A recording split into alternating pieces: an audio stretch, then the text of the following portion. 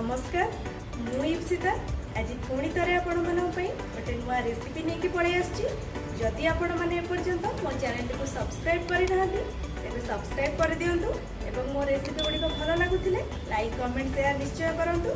तेज चलतु देरी नक स्टार्ट करवा आज रेसिपी। मु आज आपण मान सहित छोले गोटे नुआ रेसिपी शेयर करने को जाऊँगी जार ना हूँ छोले मसाला। छोले मसाला बनवाई मुझे छोले को 5 ରୁ 6 घंटा पर्यंत भिजेकी रखी।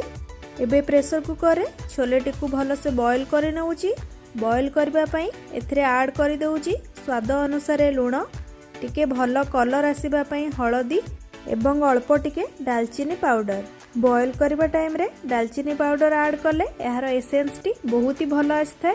एबे प्रेशर कुकर रे गोटे सीटी आसीबा पर्यंत वेट करिवि। छोले बॉईल हवा भितरे आमे यार मसाला मध्य प्रस्तुत करदेबा। मसाला प्रस्तुत करबा पई मु कढ़ाई रे ऐड करूची ऑयल। ऑयल गरम हे जिबा परे एबे ऐड कर दउची मसालार पेस्ट। मु एठी पियाज, अदा, रसुण एवं टमाटर रो एका संगे पेस्ट बनै देइची।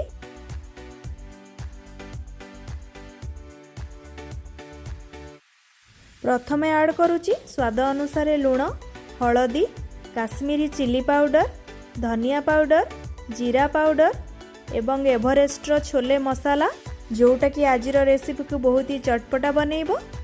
एबे ए सब को भल से मिक्स करी कसिबा पई 5 ରୁ 10 मिनिट छाड़ी देबी।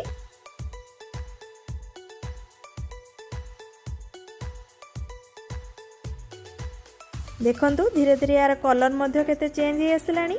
हमर मसाला कसा पूरा रेडी हे सारलानी। एई टाइम रे आमे बॉईल होई रखा होइथिबा छोले गुडी को मध्य एथरे ऐड करि दबा।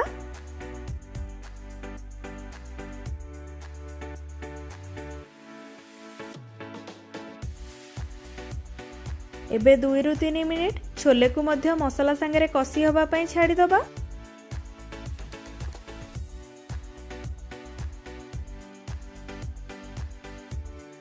एबे मु गोटे आलू को मध्य बॉईल करी रखिथिली से आलू को मध्य ऐड कर दउची।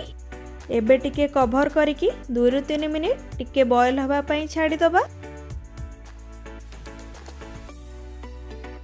देखंतु हमर छोले मसाला टी पूरा रेडी हे सारिची। लास्ट रे मु अल्प किछि कस्तूरी मेथी ऐड करूची जोटा कि यार फ्लेवर टी को द्विगुणित करि थाए। आजिर रेसिपी टी बहुत ही सहज एवं हेल्दी रेसिपी। आपण माने मध्य चाहिए घरे याकू बनै गरमा गरम रुटी किंबा परोटा संगे एंजॉय करि परिबे। आजिर रेसिपी आपण मानकू केमिति लागिला कमेंट सेक्शन ने निश्चय जणैबे। रहुची पुणी देखा हबो नेक्स्ट वीडियो रे।